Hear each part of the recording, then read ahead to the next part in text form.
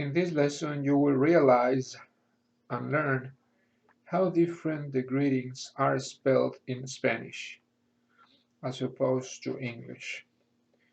For example, hasta luego means see you later. Actually, the word hasta means until. So, hasta luego actually means until later. But we don't say that in English. We don't say until later. We say see you later. Another example is hasta la vista, which actually means until the sight, until I see you again. But we don't say that in English. In English, we also say see you later.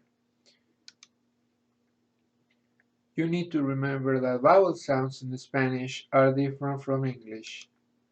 And also you need to remember that the letter H in Spanish is always silent.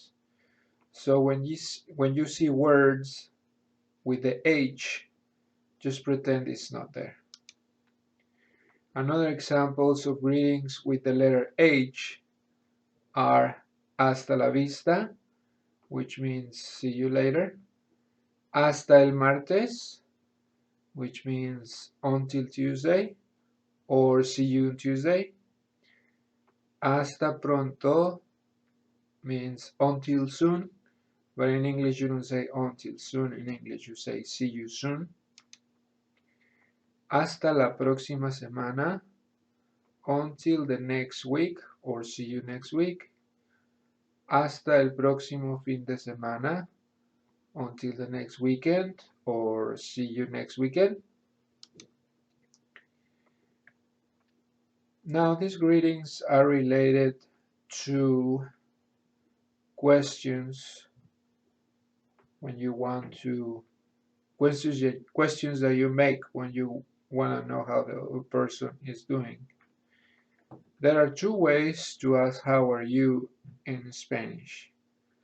One is ¿cómo estás? That's when you're asking a friend or when you're asking a family member or you're asking somebody that you want to be familiar with or something that you're already familiar with. Another question is the other way to ask how are you in Spanish is ¿cómo está? But you say ¿cómo está when you're asking a stranger or when you're asking a person with a superior rank, like a priest or a professor, the president, a supervisor, or also somebody that is providing a service, like a waiter or a waitress. So, ¿cómo estás? Is the informal way, and ¿cómo está? Is the formal way. And you are asking, how are you? When you say either ¿cómo estás? Or ¿cómo está?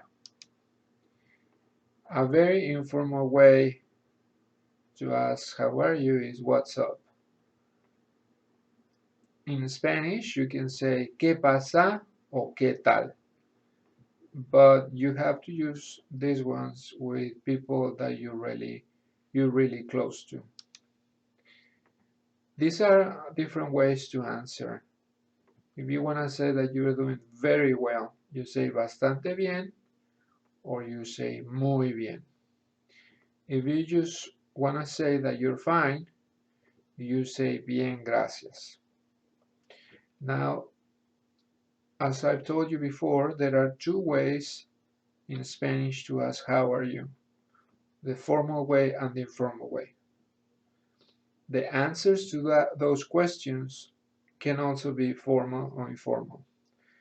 If I say bien, gracias, y tú, I'm saying I'm fine, thank you, and you, but because I'm using y tú, I'm being very informal, or I'm talking to somebody that I'm very close to. And the other way to say fine, thank you, and you is bien, gracias, y usted. The word usted also means you, but that's the formal you. a formal you that you use with a superior, a supervisor, or a stranger. These two greetings are related to name. When you want to know somebody's name, you can ask ¿Cómo te llamas? And that's the informal way.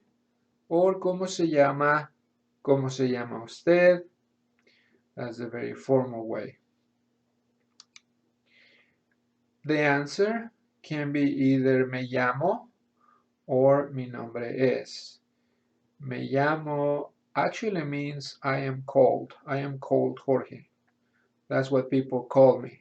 I am called Jorge. But you don't say that in English. You say my name is. So me llamo or mi nombre es are the answers that you can say when you're asked ¿Cómo estás? O ¿Cómo está?